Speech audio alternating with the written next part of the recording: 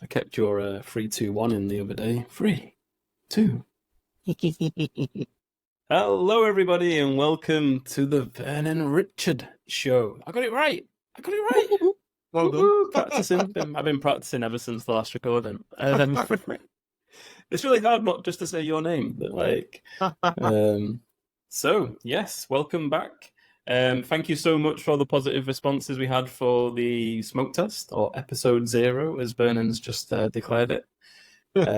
Lots of great comments. We've got to do the whole subscriber thing, but I think we're up to 76 subscribers on YouTube, which is pretty damn cool. Insane. Yeah. When I saw that, I was like, what? Loads of comments, which was really nice to read. Lots of reshares. So thank you all for that. We are definitely, we passed the smoke test. We're definitely going to continue. So yeah, Vernon, how are you doing? Greetings, everyone. Greetings, Rich. I'm all right. I've had an interesting few weeks since we last spoke, on the health front, on the personal front. So that's maybe we'll come up during the podcast. I don't know. Yeah. But yeah, life has been good. Life's been all right. Have you watched any football this week? Despise you, Bradshaw.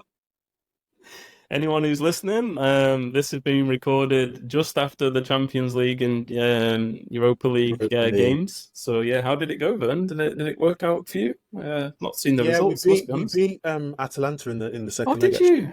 Yeah, beat him. And does that mean you're going through? Why is that important? Why? So you won the game, but you lost the battle. Is that? But yeah. Yeah. Listen, man. Our season. I'm a Liverpool FC fan. For folks who don't know, greatest football club in the world, certainly in England. That's right, Bradshaw. I said it. I'm gonna edit that out. That's getting edited out immediately.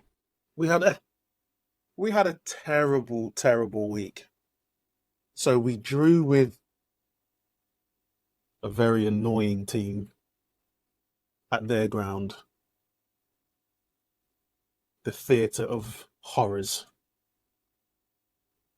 We dropped points. Yeah. And then we went and played in the Europa League, got spanked by Atalanta, absolutely wrecked, 3-0.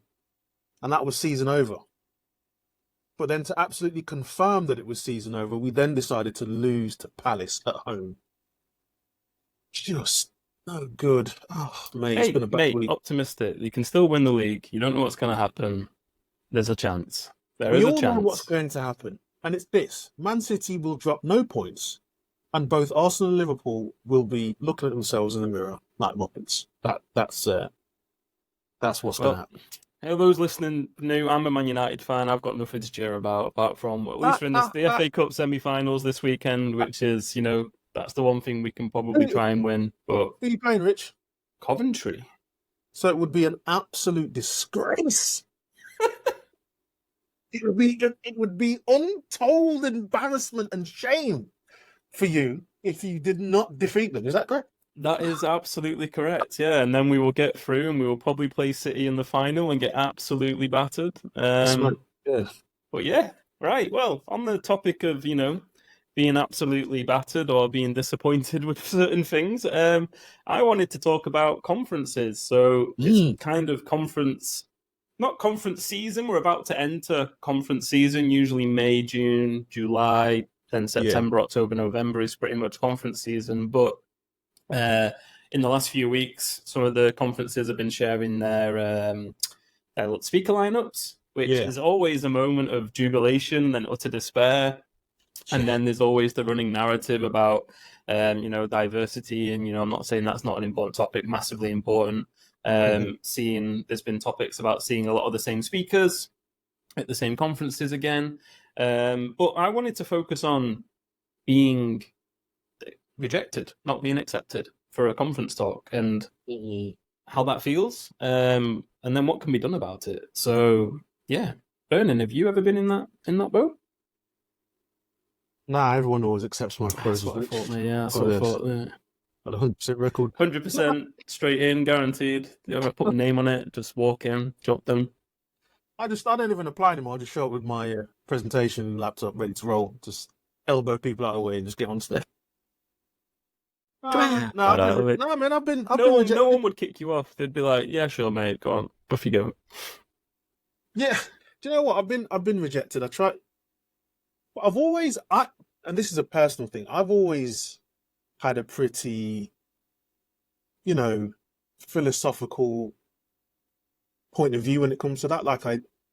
It doesn't hurt as much. I don't find it Yeah. difficult to deal with. Do you think that's because you've done a few talks already? Like, if you can, I know it's so long ago, but if you could think back to the before you'd done any talks, like, did it feel different then? Not No. really. No. No, not really, That's because I don't really know why. I just can't remember feeling particularly despondent about it, and I don't know why that is. I don't know why that is, and it's luck, and it's pure luck. To yeah. be honest, I don't feel like that because I know a lot of people out there do find it tough, and it is tough. It's like it reminds me of interview processes when you don't get the feedback. Yeah. Right? It's Yeah. horrible It's because pretty here's the the same. thing. Here's like I'm not, you know, saying that I don't feel it is not to say I don't empathize and understand why. When you compare it to being interviewed, you put in so much time and energy into this thing and you submit it, you're working to a deadline, you submit it, and then you just get a soz mate, you didn't get selected. Like, what? Is that all you're gonna give me, god damn it? Like, wow. Some feedback would have been amazing. Like, but actionable feedback. And I think that's a challenge that is all over the place. And I think a lot of conferences are guilty of that, of not giving actionable feedback or good feedback, or maybe, excuse me, maybe it's difficult for conference organizers and selection committees to coach and train the people they get to help to do reviews to give actionable feedback. Yeah, Not all of them absolutely. put the effort Yeah. into that. Some do, but not all do. Well, I can relate. I've been one of the organizers that has done it, and it is incredibly time consuming. But I do believe it is the right thing to do. And as you said, it needs to be actionable feedback. It needs to be, not just that topic's not fit for the conference, right? That isn't actionable feedback. It's like, I've invested a lot of hours giving people feedback around structure. Yeah. Like, I think there's a good talk in here, but you're hiding it. I remember tweeting it several times, and I think you've shared it in the past. You bring it back up again pretty much once Legendary a thread. year. Yeah, Legendary so thread, bro. Vernon's gonna do the show notes, find that link. But the when you get the plurals, that's the thing that always used to get to me. I'm going to share my experiences, and I've got several stories, and I've got several antidotes that I want to share, and I'm going to give you my 5 rules, but they never give you a flavor of those rules. So it's really hard to judge that talk. Like, those 5 rules could be, shout at people, dance, do as you're told, buy a new pen. Like, you know what I mean? We don't know what those 5 things are. So, and people think that they're going to give their whole talk away in their abstract, and they get conscious of doing that. And that's not the case, right? Your abstract is not your talk. So give as much as you can, even if that involves, if you say, I'm going to give you the 5 best good practices for writing tests, and here are those 5 things. No one's Mm, learned anything at that moment. They might start Googling those 5 things, and maybe they'll learn a way without listening to your talk. But it's not, they're not hearing you deliver those yeah, 5 things. And as a reviewer, I'm like, oh, actually, you do know this topic. Your 5 things actually sound really good. And now, because yeah, you've told me what those 5 things are, I can picture that talk in my head, and I can see people wanting to hear that talk. But whereas if I just get, I'm going to share 5 things, it's really hard. So that's the one that always used to get to me. And then the other one's mm, just structure, just abstracts that are all over the place. The main thing I try and tell people is situation. So set the context for me. Put me in where this story happened. Secondly, tell me what happened. Tell me the story. Tell me the bit of the outcome, at high level. And then thirdly, sell it to me. Tell me why I need to hear this story. Like, you've given me, I'm in the zone. I'm in that context. I'm feeling what's happened to you. Now tell me why I need to hear it. How's it going to help me if I'm in that place, and have the 3 paragraph structure. And then the final one was always one that Sarah used to reference back, was the Sarah Deary. She used to talk about the learning outcomes versus takeaways. So she always used to say that, takeaways is like, they're okay, but a takeaway could be, I heard Vernon's story. That's a Yeah. takeaway, right? Whereas a learning outcome would be, I now, and I don't know, like a list of tools that they can apply, or be able to describe a certain topic. Actually something they can now do that they couldn't do before listening to your talk. And I think often we don't hear that. We see these takeaways, going to be a great talk, going to have an experience around this, as opposed to, what can I now do after listening to your fantastic talk? And I think those learning outcomes, when you see them like that, you can read it from a reviewer's point of view and go, you know what, I think my attendees need to know those things. Like, and if you're promising me you're going to deliver them that, then my stage is yours. Like, come and do that. I've been learning a lot about writing over the past couple of years, and a lot of the advice you just talked about there in terms of submitting your proposal and selling it resonate with me. My general hypothesis is, for a proposal, you need to be getting people hype. Like, you need to sell the vision. Yeah. Do you know what I mean? Like, what makes this interesting? Like, what's going to be different for people after they hear your talk, after they experience your workshop? What's going to be different for people? Which is I'm not as well versed in these things as Sarah Deary, perhaps, but that's how I would describe it. Sarah's a bit of a legend, but I was like, what's going to be different for people at the end? So try not to.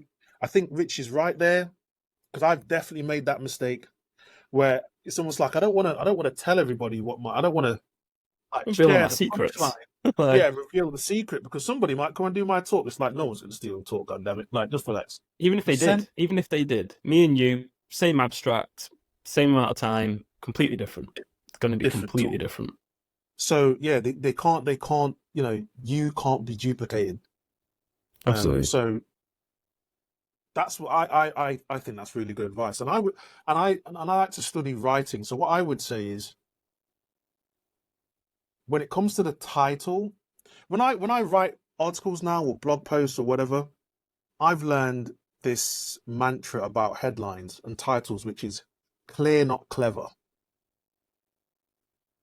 And when I heard that, it really clicked for me, because Yeah.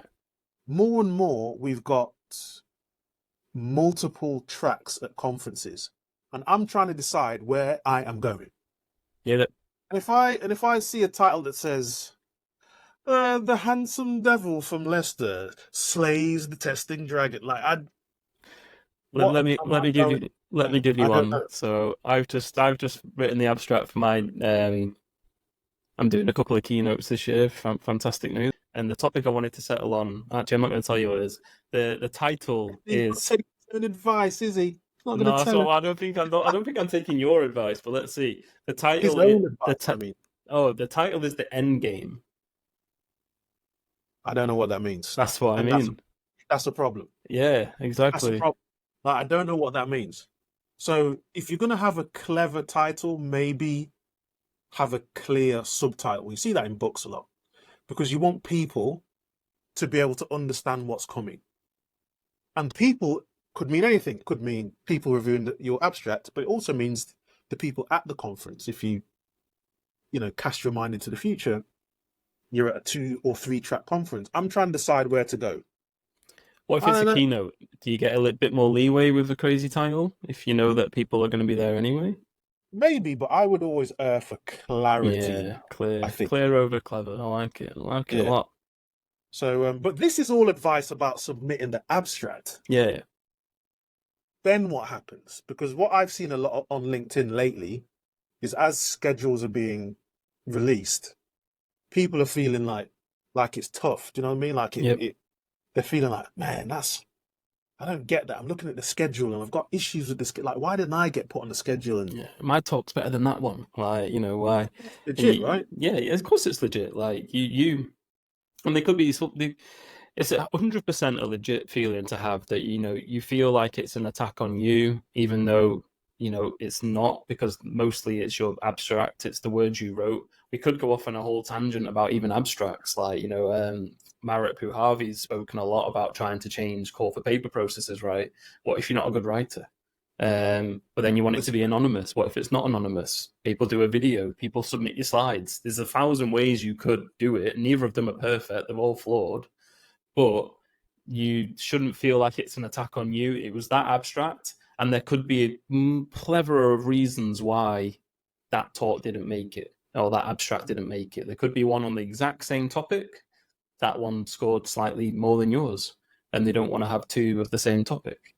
It could be, budget things, right? You might have reached your like kind of internal budget of kind of what you want what you want to pay for travel. Therefore, you might take a different talk. It could just be finding a good balance between topics, between people. There's a lot of reasons why you might not be accepted. But yeah, it's right to feel a bit deflated about it. But one thing I wanted to bring up was that it doesn't mean that your story shouldn't be told, right? And it doesn't mean that that story is not worth being heard. It just means that that stage isn't where it's going to happen, right? Could be the next conference, could be a blog post, could be a YouTube video. You could be a guest on a podcast. You could record it and upload it to YouTube. You could turn it into a book. You could turn it into a deck of cards. Like, if you really want that story shared, you can still share it. And I really encourage people to find a way of sharing it. Yeah, I've been looking for some blog posts that Lena, Emna, and Jenna wrote recently Yep. around I think I saw the one from Lena. around diversity, because some of the critiques that I've seen about the schedules at some of these conferences is that they're not very diverse. Yeah. And it leads people to question, well, what was the process like? Why did I even bother if I was just going to get rejected out of hand? And there's, the same, I'm doing air quotes if you listen to the podcast, the same kinds of people who seem to proliferate the schedule. And Emna and Jenna and Lena really did it was nice to see the different perspectives that they took. They took the perspective of somebody who attends and speaks, somebody who is a speaker and maybe a sponsor, and somebody who is an organizer. And you get a nice, well-rounded kind of view of what is going on. I think, I don't know. For me, I think there are two perspectives that spring to mind: the conference organizers and you as the individual submitting. I think I would really urge conference organizers to give some level of feedback. Yes, I know it is extra work, but it's I feel like you're almost obligated to give the feedback, because people have committed a lot of time and energy to put a proposal and an abstract together. So to just kind of say, nah, you didn't make it, see you, mate, that's tough. That is tough. And it doesn't make it, you're not really making it appealing for these people to come back and apply again, because the conference is as good as the presentation or the schedule that you put together. So you want as many different talks to choose from to give yourself the best chance of creating a schedule. And then from the people who are proposing these abstracts, there's a whole bunch of things that spring to mind. One is like, well done for even submitting it in the first place. Like, you should absolutely, like, that is so non-trivial. So shout out to you if you submitted that is proposal. a massive step. I don't give a goddamn whether you made it or not. You are winning by just submitting. I know that sounds a little bit pithy, but like, that's genuinely, true. That's a proper good point. Yeah, it's a big deal. And then, so after that, I think try and try and get some feedback or some support from other folks. So I know that there are a few programs. So there's one that I've just joined called the MASH program. I'll put it in the show notes, where you can um, get help and support with putting together abstracts and proposals and Nice. creating your talk. And there was one, I can't remember what it was called. Was it Anne Marie Sharrett that created it with Lisa Crispin's Speakeasy? Is it still Oh, called Speakeasy, yeah. And then I think still around? Or did it it's, change names?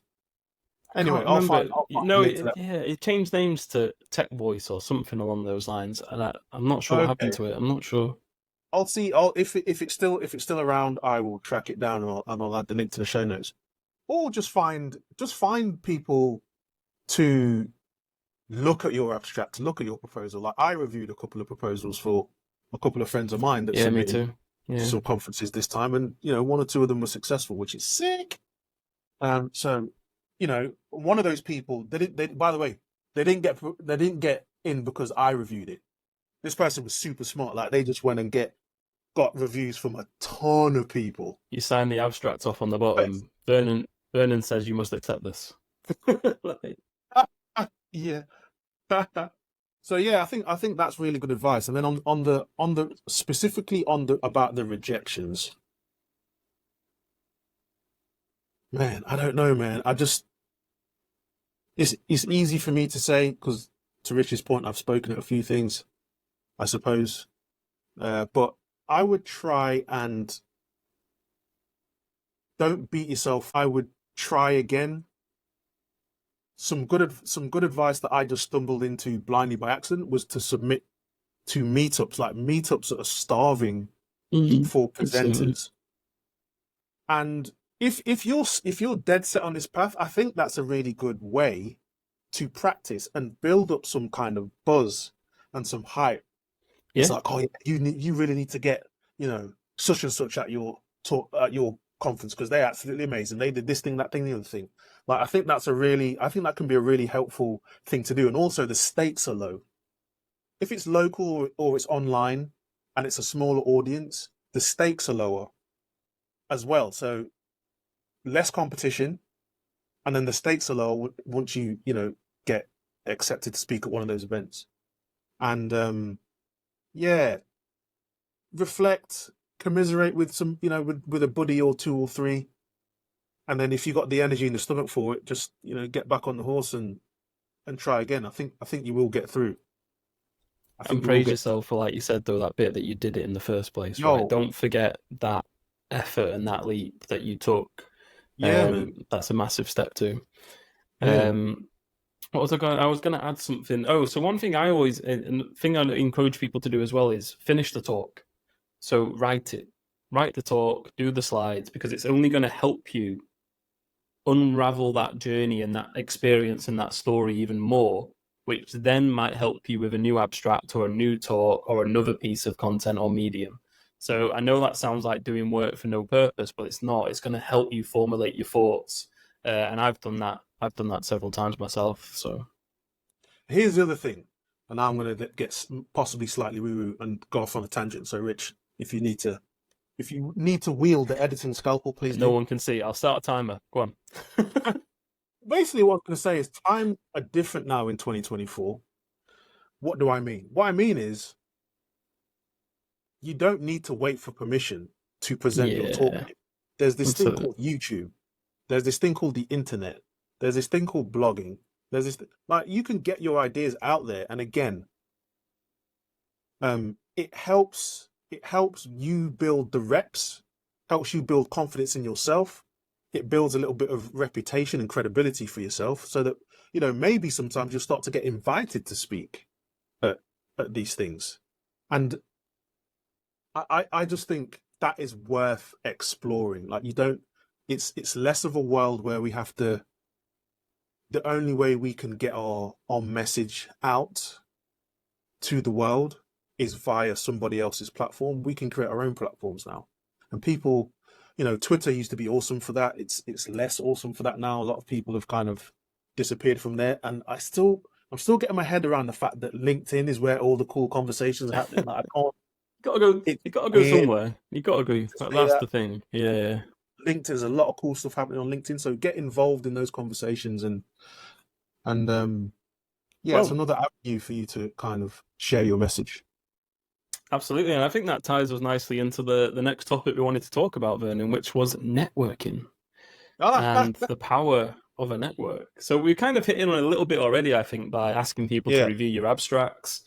One thing I would say in that is being someone who's done a lot of talks and seen to be, kind of a leader in the wider community. And I'm not trying to pat my own back here, but like, don't I've had people who reach out to me and they're really like, I'm sorry for messaging you. I'm really sorry for messaging you, but like, would you help me? Don't worry about that. Message people, fire shots at will. If someone bites, they'll bite. Don't just like don't delay asking for help from someone. If they can't help you, most polite people would just say, I'm sorry, I'm a bit busy. But message people, message speakers you've seen. A lot of people will invest time. I remember, like you mentioned, Lisa Crispin, incredibly well-known person. She mate. always finds the time. Like she finds that time. I don't know where. I wish I had all the How hours Lisa has in a day, but she she's finds the incredible, man. time.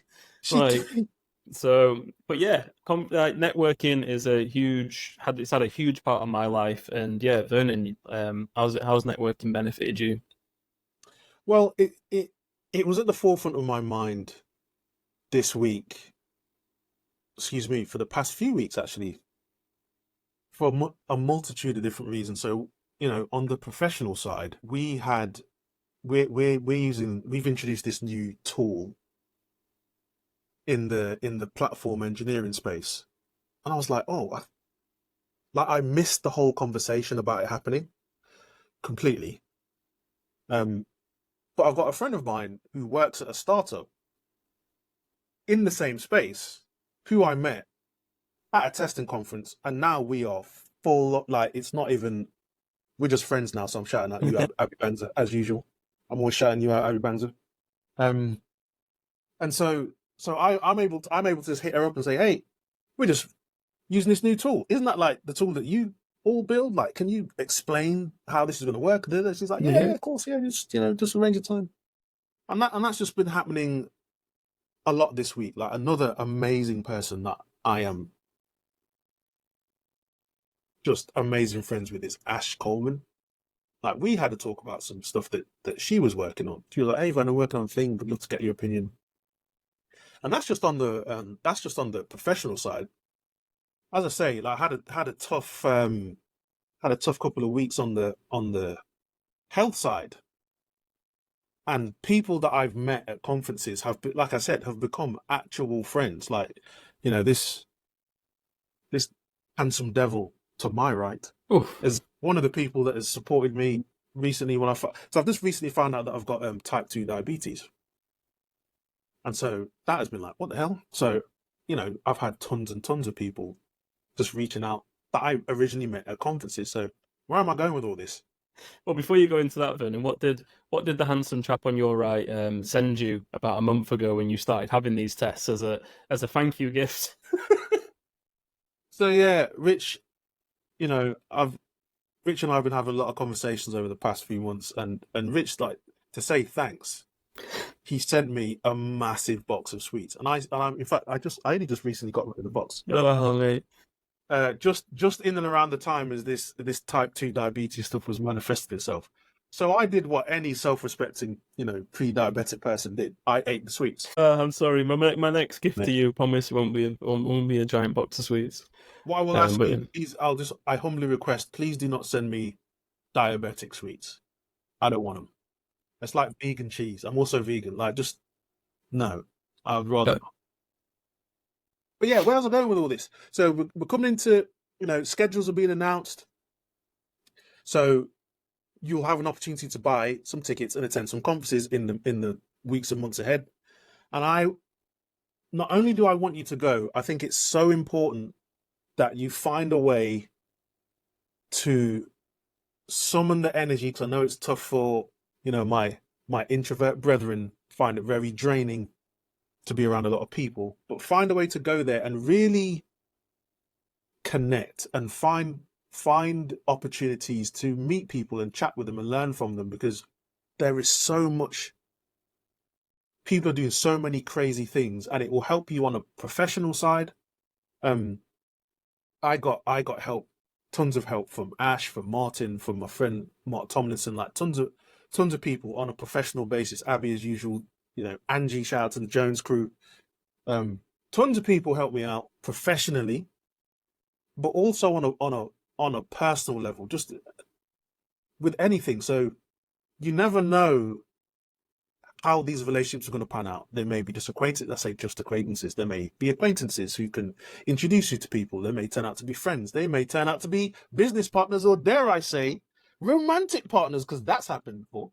So yeah, Well, you mentioned Martin and Ash, so yeah, there oh, you yeah, go. yeah. Yeah. Ash are the two that spring to mind, right? So I would definitely encourage you, take a look at some of all these conferences that are spinning up, that are announcing their schedules. If you can possibly attend any, definitely get them. But this applies to any kind of gathering, like a meetup, online, offline, doesn't matter. You've got a high concentration of incredible people who are super motivated, high agency. They've showed up to learn about something, and you are missing a trick if you don't leave with at least one email address or one LinkedIn profile that you can hit people up on afterwards. Like, I've had mad conversation. Like, shout out to my new friend. Check this out. What's the only thing better than one tester called Vernon? Two testers called Two. Vernon. Oh That's right. no. Oh I met a no. guy called Vernon Scott. Shout out to you, Vernon. Like, he's also a handsome, spectacle wearing black dude who's in the space, who's in the software testing space. And we had a great chat earlier on this week. That's pure, just reaching out, connecting with people. I just highly recommend it. And the Was that conference is Vernon great. Scott? Did you say? Yeah. Oh, so Vernon at least Scott. I've got a new replacement. If if me and you go downhill, mate, I've got a replacement now. Cheers for that, boss. You're a disgrace. You But see what I I'm with here, people? But I honestly that what you just said though is like so true about the networking. The network is there for whatever you need. Like I've had lots of issues recently, and the network was there to help me. Lots of positive messages, lots of support, lots of suggestions, lots of phone numbers to people who want willing to let me phone them and call them and like chat to them. Offers to come and meet me. And these are people who I've connected through from a testing perspective, probably most likely, or some software related, but actually are there for also even bigger things than that. So yeah, definitely, like you said, there's lots of things that can come out of networking, but it's there. And also, like I think the important thing that the best thing I've always done with mine is like kind of nurtured it. So there's a lot of people who take it for granted, right? They disappear for months upon end, and this I'm not criticizing them. They disappear for months, and they come back. It's like I really need this now, or and this is what I'm after. Then they'll disappear again. I like to try and keep not fully active all the time, but being present regularly if I can in the network that that I've built, just to keep those connections, to find out what's going on with people, to be up to date in what the what's the context is and things like that, instead of like again just coming back in 4 months later because I need something. I like to try and my best to be there as much as I can to help, to spot, to be there when someone says I need help. Pay it forward. That's one thing I said when I was, back in September, October, when I was really struggling. I was like, everyone who helped me is like, I'm going to pay it forward. And that's for me now, being active in the networking and in my community means I can spot those opportunities where I can pay it forward. So Yeah, yeah, really yeah, powerful. just follow. Just it doesn't even have to be an on. It might sound like you're allowing people to place massive demands on you and your time, and it doesn't have to be that. You're still in control Yeah, of how much energy and time you devote to this and to the people that you meet. But to Rich's point, just dropping people a line, like, so today I saw on LinkedIn that Marie Cruz and Lewis Prescott have just announced the book that they're good. writing. So, contract testing in action. I haven't spoken to Marie for months, and I haven't spoken to Lewis for probably years, or a year at least, at all on any level. Yeah, But it didn't stop me from getting hyped. Like, yo, that's awesome. You wrote a book. Like, I'm going to signal boost that all day, every day. And so it's just little things. It's just little things like that, right? So don't Absolutely. be an energy vampire, I guess, is how I translate what Rich said. Like, see how you can help. Like, how can you help people, and how can you amplify them? Like, if you connect with somebody or you see somebody doing something cool, just drop a little message and say, "Oh, I saw you got accepted to a thing. Well done."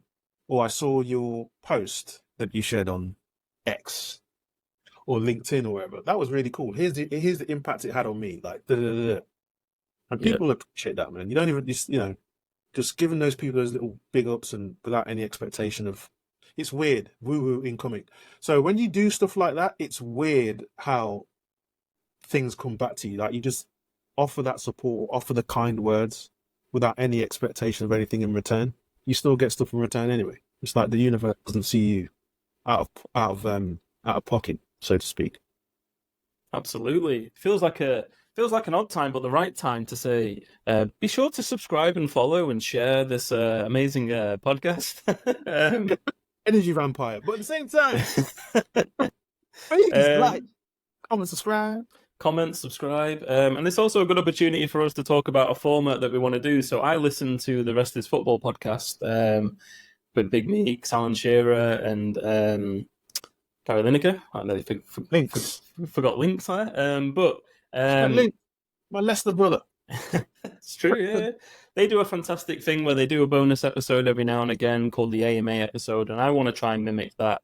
I think it would be good for me and Vernon. We've got a lot of knowledge, and sometimes thinking of what to talk about, it's actually not becoming a problem for us. But in my brain, it's like, what the hell are we going to talk about? But I want to try and do an AMA show. So what I'm going to ask you to do is, if you have any questions you would love me and Vernon to answer, please send them to us, DMs on Twitter or LinkedIn, or comment on the video, or wherever you're watching this or listening to this.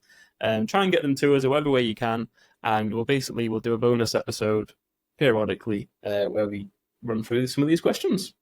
Yeah, that'd So be yeah, awesome. You can also, well, I'm just going to speak for both of us. You can also hit us up on LinkedIn. You can DM us on absolutely. Twitter/X. You know, the more the merrier. Yeah. So I joined a new team in my day job towards the end of last year. So it was kind of like November, December. But I still feel like I haven't onboarded properly onto the team properly. And I was talking to one of my teammates. He's also a QE on the team, and we were trying to figure out. Like, I want to go through all the tests and see which ones we can throw in the bin, and which ones we can, find out how we can automate. Like, why have we even got all these tests? Like, what are we doing with them? What are we doing with them? If I try and run them, will that help me on board? Is there other Yeah. Okay. documentation that I need to be reading? Like, who do I need to speak to? What even is this thing? And it just got me thinking about onboarding, and the fact that I'm at least 4 months in and I'm still feeling uncomfortable. Do you know what I mean? I'm still feeling like, oh man, am I doing the right things? Like, am I helping people out? Like, what am I supposed to do? This product is so complicated, and this, that, and the other. So it just got me thinking about onboarding. I know, Rich, you started a new job Yeah. this Yeah. year, and so I was wondering if you had, what's your take on it? What advice you had? How you're solving this? Because you work at a consultancy, right? Which is like double onboarding. It's like you That's what I was going to say. Yeah, I've done double onboarding. yeah. Yeah. So how's that, man? That's crazy, bro. Well, the first onboarding to the actual company got cut short because there was a client ready that needed me. So Oh wow. technically, there's a 2 week onboarding to the company. I did the first week as it was meant to be, and then the second week I kind of had to dip in and out. What I would say, I'll name the company. So I joined Slalom Build. The onboarding from the Slalom site, amazing. It's probably the smoothest I've probably had. Everything was well structured, well planned out. There was centralized lists of the things you needed to do. They use a tool called Workday, which bits of that are okay, but it was very good at prompting you to, remind you to do certain things. Very people focused onboarding, so a lot of encouraging me to go and meet people, as in just here's a list of people. you're expected to have X number of conversations with people. It feels intimidating, but it's not that bad, right? Because they know you've joined, right? Because they see your name pop up, or if like we have a 1 day in the office hybrid approach, so people see you. So that bit I would say was definitely one of my best tips, talking to people, Mm. because number one, names. Most teams just throw names around. Oh, you need to go talk to Dave. You need to go and talk to, you need to go talk to Janet. And he's like, Dave who? Janet who? Like, you don't Yeah. know these people. So the more you can familiarize yourself with people, like, I definitely encourage that. But yeah, they did that side really well. So that was great. And then the onboarding to the project, I was actually quite fortunate, I think, because everyone was onboarding at the same time. Oh, but So, but yeah. also it was a little bit rushed. So there was structure in place, but it was all new, and there was a lot of things that we couldn't do. Um, but yeah, so I've done it twice. I think one thing that I wanted to bring up, which is just it made me laugh when you were talking, was it's been what's it been? I can count today. In 2.5 months, and I finally got access today to the final tool on the list of all the things I needed access for. Like it's just been because of the context of this project. I'm definitely not criticizing anyone. But there's been so many things to get access to. There's so many people trying to get access to these things, and the processes are still being formalized. And yeah, it's taken that long to get everything that I need. Listen, man, Um, it can't be a criticism of the project because then we'd have to criticize. Well, I'd have to criticize every goddamn project I've ever been. But I would say that that's one of my first things on the list: the access. Get the access, because once you get the access, you can learn in your own time. Prior to that, I was having to pair with people and ask them to do things for me on certain tools because I didn't have the access myself. So as soon as I got access, I was able then to start tinkering with these tools, right? And I'm like Mr. Super Curious, right? I'm intrigued, like even if we're using tool for purpose A, but the tool offers B, I'm looking at B because I'm like, what does B do? Like, could we move A to B? Like, I'm that kind of mindset. But once I get in those tools, I can start looking around, which is really useful. Then, from a testing point of view, obviously, the tools are important. I know a lot of the tools I needed access to had APIs, and sometimes I find API docs a lot easier to read to find out what the tool's capable of, Yeah. as opposed to reading maybe marketing pages or heavy documentation. I find just quickly looking at the API endpoints, I'm like, Hmm. oh, that looks interesting. That's that name. So it's basically just digesting the names a lot quicker than reading all these help guides. So I found that very useful on this project because we integrate with a lot of third party tools, and most of it's done via the API. So that helps me get up to speed a lot quicker, especially when I see stuff in the code. Like even today, there was something around an identity. There was a model called identity. And I was like, where's this coming from? And oh, it's coming from that tool. And I was like, yeah, but this name doesn't make sense, right? I don't understand that. So then I went to the API of the tool to see what the JSON looks like. And I was like, oh, that was mapped to that, I reckon. So I was able to kind of reverse it myself. Because obviously, yes, we're consuming an API, but we can call our code whatever we want, right? Just because it's ideal to try and name them something similar, but it's not always the case. So I found that I think that's a really good hack, looking at API docs of third-party tools. Um, yeah, go You on. made me realize something, man. Yeah, yeah. So, like, you've spent a lot of time talking about the product and the technical side of the product is naturally where you've gravitated to. I've just realized I've spent a lot of time trying to build relationships with my teammates. Like, if I imagine how much time I've spent on where I've focused my time in the onboarding, I think I've spent more time just trying to observe my teammates and trying to understand Interesting. who they are and what they are like, rather than diving into the product. I don't Is know that how because of true the role though? Like for me, my role in this is it hands-on is hands-on. Yeah, tester, QE, automating. So, yeah, like, but yes, I need the people relationships, absolutely. But if yeah, I don't get my, like in the first episode, we spoke about the model of the system. If I don't get that yeah. quickly, I'm going to struggle to be effective. Yeah. which and a little bit of imposter syndrome would make me not. Without that model, I don't feel as comfortable talking to maybe some of the more experienced people, unless I'm Well, talking to them to get great shout. information and that's framed that way. But if Yeah. it's in a meeting and it's like, a dev saying they're going to build A, and I'm like, in my head, I think, oh, I saw something earlier, but there's a gap in my model that I'm not brave enough to go, actually, I don't think that's a good idea. Yeah. I probably wouldn't say it. Like not in the early days, not 2.5 months in, like maybe once I've been there longer, but then if I've been there longer, my model will probably be complete. So yeah. Yeah. I think I was having this conversation with some. I'm pretty blessed. I work my team across the company, and none more so than a quality engineering role. I've got some incredible teammates, and I'm working on a thing with two of my teammates, Lizzie Hocker and Ben Doan, and we were having a conversation similar to this topic, and I'd realized that I'm the kind of person I like to read stuff first before I start playing around with stuff.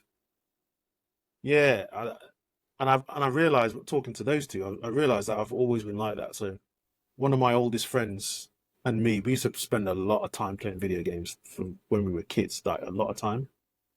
And even then, we'd get a new game. I'd be the one who would read the manual. He'd be the one. He'd just start playing the game immediately. Like he's just like, I don't care about any manual schmanual. I'm playing. I'm like, oh, why am I playing the game? The manual's right here. I'm going to read it. So I think, and I think I haven't done that as much as I would have liked in my new team. Like there's tons of documentation. Everybody uses Confluence. That is where requirements go to die a lot of the time. So I know the information is there, and I've seen a lot of it, but I haven't consumed a lot of it. So that's another gap, an obvious gap that I need to fill. Go and find that documentation that people have painstakingly put together and is awesome, and go and read it and consume it to But try and fill gaps. yeah, I think there's an art to that though. I think that Oh yeah, yeah. well, there's an art to it, but also even thinking that. So again, I can think back to my current context where um, we've got a lot of documentation built by us that was done during the discovery phase. As we were getting familiar with this client, lots of stuff was done, documented. But there's also all the existing documentation from the previous supplier and the client themselves, right? Mm-hmm. And one thing that I've learned is the previous supplier had masses and masses of test cases, like there's loads of them. But searching through them gave me some useful insights into how things were working. Yeah. So I didn't need them. We had no interest in taking them from I want to run them point of view. It was purely from a tickets come in. It's about part A of the system. Is there Mm-hmm. any existing test cases that were there around that part of the system that I can read to help me understand this ticket a little bit more, to help me build that model, to help me get closer to what I'm doing? And I've noticed that a lot of the other roles on the team aren't doing that. So there's messages in Slack, and they're so. Let me reframe it. So one, read the API docs, look at the code, look in Confluence, right, or ask for help. A lot of people are defaulting to the ask for help. So I'm seeing these Yeah. messages, which is, does anyone know about A? And then I'm like, have you even searched? It's like, shall I Google that for you? But not as offensively. It's like, shall I Confluence that for you? Like, have you read this? But obviously, everyone's different, right? But then, they're still solving their problem because people are going to help them. Of course, we are. But it's that, have you read this? Have you read that? And a lot of the time as well, I think in the context I'm in, I think sometimes people are hoping just to get the answer, whereas we're not in that space yet. We're in that space where here's a little piece, here's another piece, here's a slightly bigger piece. You're going Yeah. to have to stitch that together to find out what you're looking for because we don't know those things yet. Big time. Because if you're joining a project that is new,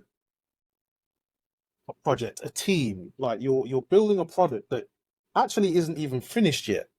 There isn't an answer. Like you haven't built it yet. So there's an element of having to go and try and help yourself a little bit. And I think, to be honest, I think that's a useful thing to do in any context because you can build a lot of credibility with your teammates then, such that they are more likely to help. But when I Yeah. at the beginning of the year, I bought a book called The First 90 Days, which is all about how, it gives you a playbook to use when you join a team. Bloody hell. Okay. A playbook to use when you join a team. But the beginning of this year was so crazily disrupted, like in a really unpredictable way, that I haven't even got anywhere near close to finishing reading that book. So I need to go and get the audiobook version, like smash my way and see if there are some classic mistakes that I'm making. One of the ones, and I might have talked about this before, so apologies if I have, but one of the things I remember the book talking about was positioning.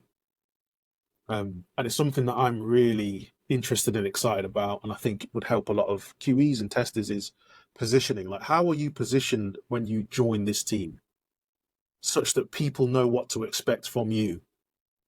Is such a massive deal. So there are some things Positioned by others or positioning I would yourself or I both? would I would say more so others. So, like you almost want to make sure that the people that are bringing you into the team in whatever leadership position they are super clear about what your mission is on that team, I get you. and you need to almost nag them, like Yeah. encourage them strongly. Make sure that when you're telling people I'm coming to this team, that you're positioning me as this kind of person who's going to here to do these kind of things, because then it helps set those expectations, Yeah, especially absolutely. with such an overloaded term like tester. I know quality engineer is trying to indicate some different things, but That I makes it think harder, people I will, think. I think people will just do the mapping. They'll just go, "Oh, tester, okay, tester means this," and whatever tester means to them in their overloaded, in their namespace, if you like, then that's what they'll expect. So I think that's a big part of it, and I think that book talks about it. So as maybe in a few weeks' time, when I've actually either listened to the audiobook or finished reading the book, I could come back and answer my own question. But I think that's another thing that we can add to the list is that, you know, find even making it sure that you're aware of how you were meant to be positioned, but also finding out if you were positioned that way. So once you have some of those relationships, maybe you can even ask and say, how was it positioned that I would, how was it explained to you about why I was joining this team or what I was doing? Because there was probably conversations before you joined. And then obviously when you do join, you're then obviously there. But once you've built like some relationships up and you're a lot closer with some of the team, then you might be able to find out.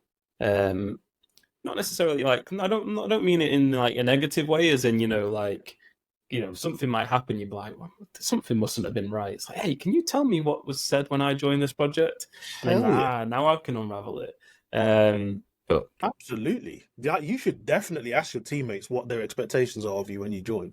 Uh, yeah, For sure. That's one thing that I've learned over the years is a smart thing to do. I've done it with I haven't I think there's a couple of people I'm still yet to have that conversation with, but I've had it with some of my teammates. And it's such a wise and helpful thing to do, because you can if there's a mismatch in the expectations, you can address it early. yeah. And I think that's really, really important to do. So I think I got at least that part partially right. And I think one more that's jumped to my mind on that topic is like one thing that I did quite soon on was try and find out who specializes in what. So Yeah. from an existing knowledge of the system point of view, but also in a general software point of view. Finding out, who's got these skills. Like literally I was in the office the other day, and this is not actually to do with my project or team, but it's in the same vein, was I needed some help with a bash script. And I was like, is there any bash gurus in the office? Can you come to my desk and just help me with this script? Right. But if I knew someone was already a bash guru, I can ping them and be like, hey, can you help me out? So getting on that team and realizing that this person is the one who's had the most experience with this part of the system. And it's actually happened to me now with the payment gateway that we use, because some of the tickets I've been on have been very intensely around the payment gateway. So Okay. now people are coming to me going, "How'd you do this? How does that work? Can you explain this to me? How That's does that bit work?" Right? And it's no. because number one, I've been on those tickets, but also I've been quite open and vocal about being willing to help. Right, so I Yeah. post these little snippets in Slack. That's one thing I'm probably only realizing now that I do is I tend to post things into Slack and say, if you ever have this problem, this is what I did. So not necessarily it's not worthy of confluence. It's not, it's not lengthy enough for that, but it's a very like simple thing in Slack because that's where the conversation's happening. So, and if it's Nice. there, it's searchable. Someone might find it. That's So nice. could I be in like. like little config errors, little things like this, like error messages that pop up on the UI, stuff like this. Like if you ever have this error, it's most likely because of this. And I've just spent half an hour working that out. So Yeah. I'm gonna share that with you. And also you get the joy as well of like for me, writing that message does something in my brain that kind of puts it in the Mm, filing cabinet. It that's banks it big. for me. That's big. Like Yeah. Hell yeah. That's big. so You're making me think. Like the thing to abstract out of that is just look for those small wins where you can be helpful. And when you're saying, look, how can I help? I did that. I did that when I joined my team. That I helped with a documentation task around security. I seem to remember, and I paired it with one of the devs on that, like within the first week or two of joining the team. And I think that can be really useful. Like share the knowledge, be willing to just pitch in. You've just joined. There is something to be said for just throwing yourself in at the deep end, saying, "I don't really know what the hell is going on, but I'm going to help with this piece of work. absolutely. Why not?" Yeah. You know? I know in the flip side of that, another thing I just remember doing is got a lot of AWS on this project, and I know a little bit about AWS, but I am far from, a guru. And I remember posting saying it was to do with CloudWatch and the logs and stuff like that. And I was like, I could read all the docs here, but you know what? I'm just going to be vulnerable and be like on the Slack. I know half the team had been doing this, right? Because they've been debugging tickets and stuff. I was like, can someone just walk me through CloudWatch? It's going to be so much quicker than me doing all this reading. Even if maybe they had expectations that I should know those things, right? If so, I didn't really care. I was like, I want to get this knowledge as quickly as possible, and the best way is to be vulnerable, ask for help, admit I don't know what that is, because I don't know, and that's fine. Yeah, It's okay yeah. that I don't know, but I want to learn. So like, I'd rather have those relationships. I'd rather like have conversations with people, which in turn helps me with those relationships. How okay? How much is that natural for you, and how much did you have to learn that? The vulnerability part, I mean, because Oh no, like learn, that's yeah, risky and scary and fear yeah. inducing, right? I would say definitely learn, but probably a more shift in my mindset of wanting to be more efficient and effective. Mm, And I know I can go and learn that stuff, but it's probably going to be a lot longer. And on the team where we're trying to obviously be fast and try and get tickets through and knowledge built up as as effective as possible, I now find it easier to be vulnerable and ask for help.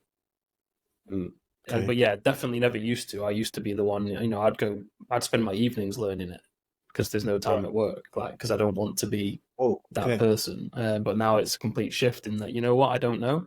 It's okay. So number one is I don't know. And number two is it's actually okay that I don't know. Tech is so vast.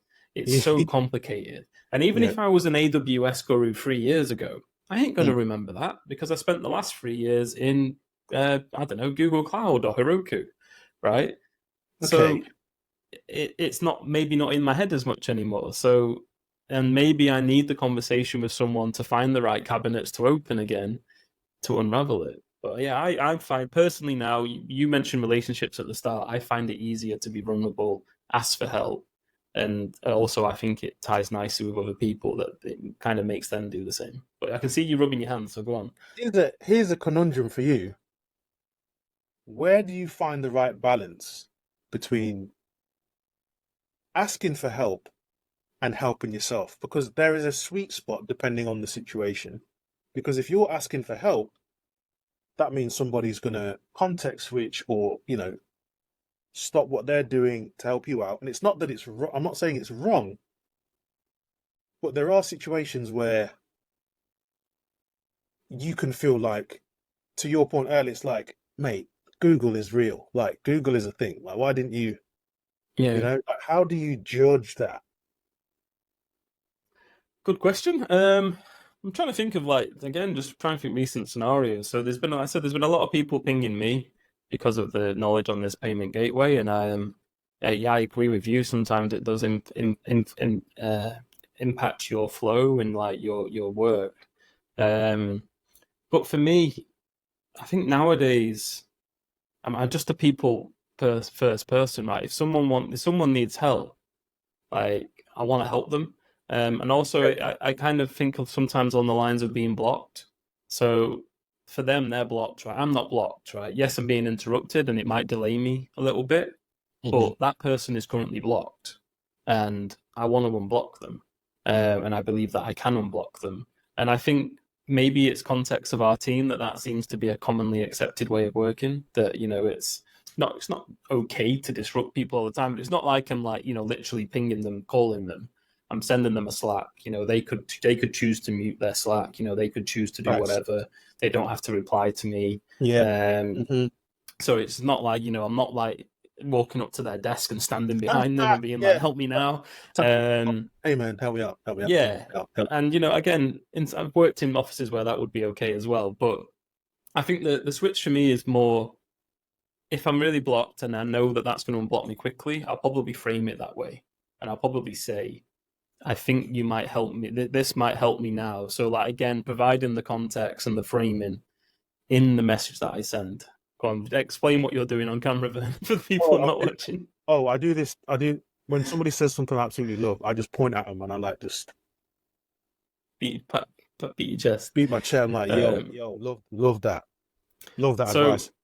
yeah, it's that effective thing for me. Trying to get the problem solved, unblock people, and yes, I can go and learn all these things, but and also again, I think sometimes it's not always the tool. So with the CloudWatch instance, the tool itself was quite simple, but there was Hmm. like 500 log groups I could choose from, and it's like, well, what are the log groups, right? The AWS documentation ain't going to tell me that.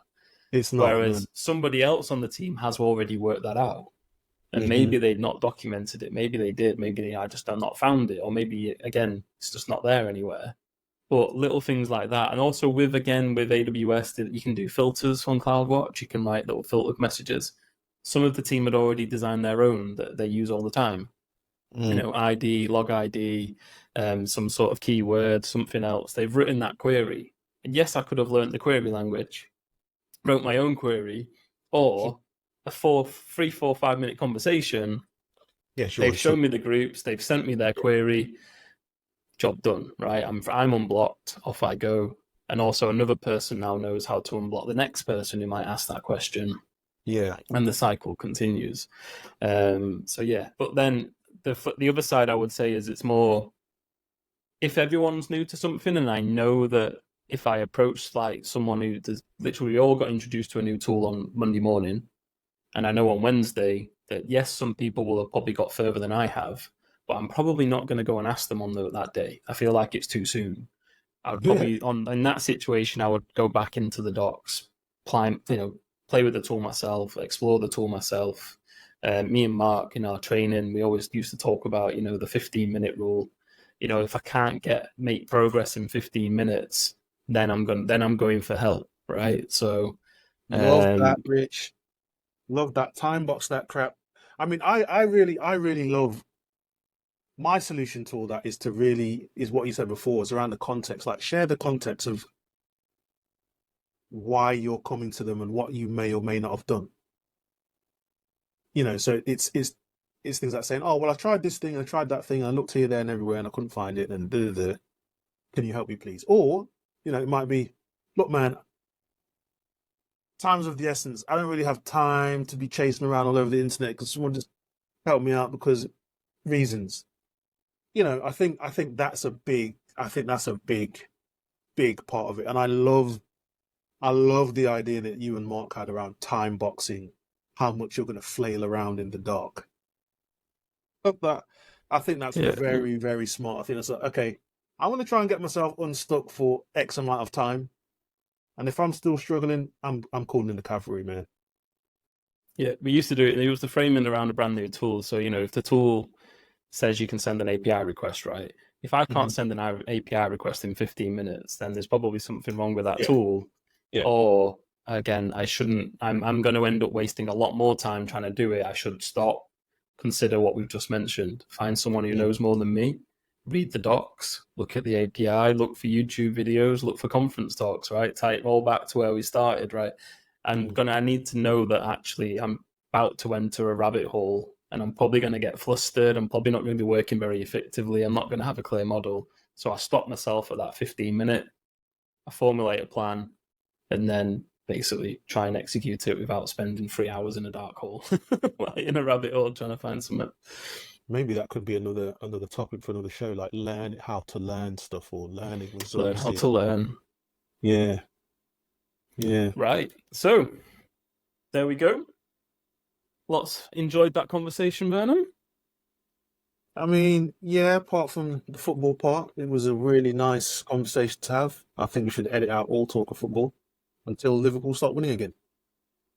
You know what? I might now copy the Diary of a CEO. You know where they put snippets at the start. I'm going to put football snippet at the start, then keep the original football bit, and then football bit at the end as well. But yeah, the usual request at the end of this pod: please like, share, subscribe, send us feedback, good, bad. We're on this journey for the long haul, and we want to keep improving episode after episode. So send it our way. Yeah, definitely. Let us know who your favorite host is and why it's Vernon. We want to know that. It's really important that we get this information. Vernon No, Scott, right? seriously, Vernon Scott, indeed. The second thing, Vernon Scott the second. But yeah, please, feedback would be great. Please like, comment, share, subscribe, all of that good stuff. You know the drill. And yeah, thank you for listening. Let us And know what if you you've think. got topics, questions that you want us to cover, please post them, send them to us any way you can, especially questions for the AMA episode that we're going to give a shot. Awesome. Thank you all for listening. It's goodbye from me. Might as well copy the rest of this football. And it's goodbye from me. Is that what they said? Yeah, they say it's goodbye from me, and it's goodbye from me. Anyway, goodbye. Bye.